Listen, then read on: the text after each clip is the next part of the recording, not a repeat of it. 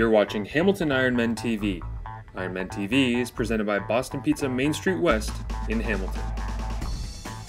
After beginning the 2014 OVFL season at 0-2, today the Hamilton Ironmen varsity squad looks to get into the win column when they take on the Brampton Bulldogs. The Bulldogs come into this game very much in need of a win themselves after opening the season with 2 losses to the London Junior Mustangs and the Cambridge Lions.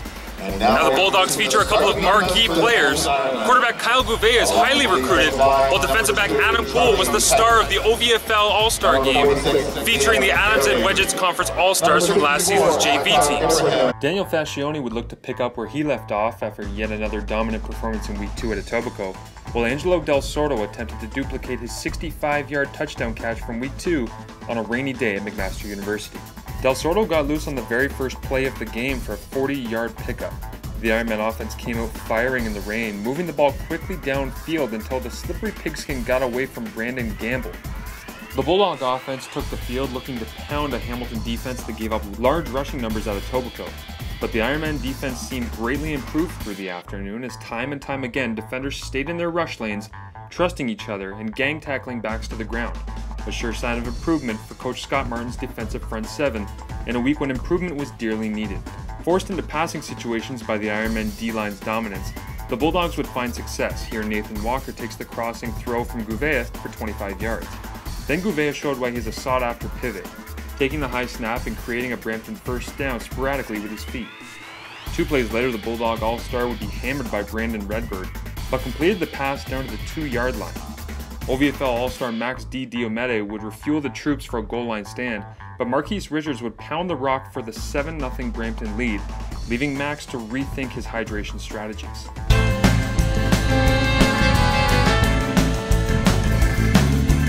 After a Kenechekwa Onyeka sack, Adam Poole would take the stage to display his dazzling return skills for the first time in the game. This is not the last return you will see from him. Late in the first quarter, Alex McDonald was put in a QB spy situation, and he perfected the art of espionage before chasing down the speedy Gouveia. Despite not being able to get the edge, fan favorite Vinny Diomede continued to run hard for the silver and black. The score after 1, Brampton 7, Ironmen nothing. To start the second, Robert Smith came flying off the edge free, causing a punt, which Poole would again use as an audition tape for Dancing with the Stars.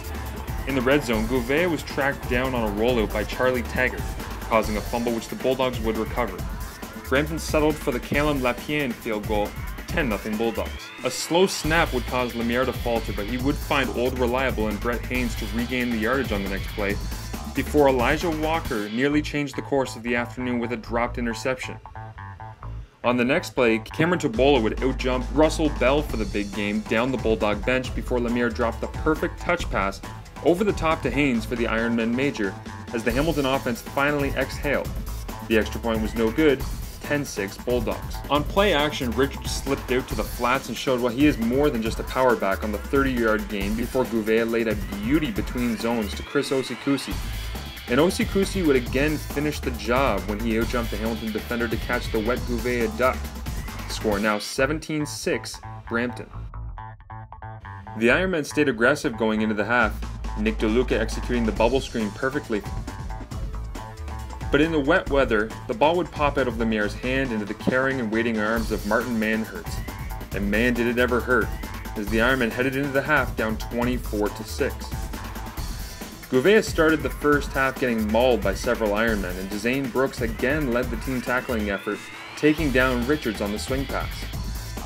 Angelo Del Sordo gave the Ironmen some hope with this scamper, and Brett Haynes hauled in his second touchdown catch of the afternoon. And after the failed extra point on the first touchdown, Quinlan reverted to the "if it's not broke, don't fix it" mantra. This is not a replay, but it is a successful 2-point conversion. Your score now 24-14 Brampton. Daniel Fascioni continued his stellar play chasing down the toss play, and on the next play Gouveia would lose the handle and possession after an Ironman drive halted. Jeffrey Beattie attempted the long field goal, but in tough conditions he was well short, and Poole would capitalize, filming Act 2 of his audition tape. After the field goal miss, Gouveia was pressured by Akar Ibrahim and floats the pass into the arms of Ricardo Gonzalez Jr. Gouveia was shaken up, but would stay in the game. On a 3-and-out, Beattie would slide another kick wide left, but with enough power to earn the single, 24-15 Bulldogs. The Bulldog power run game reappeared in the fourth quarter with Richards leading the charge. Then a scary moment. Ironman defensive back Kyle Bell would take a blow that required medical attention. He was taken to hospital for precautionary reasons with a concussion and neck soreness, as both teams showed that there is more important things in life than a football game. Bell was released home Sunday night. Both teams warmed up again after nearly a 30-minute break, but it was clear that the Ironmen had lost any momentum they previously held, and Brampton would finish the job when Gouveia connected once again with Chris Osikusi.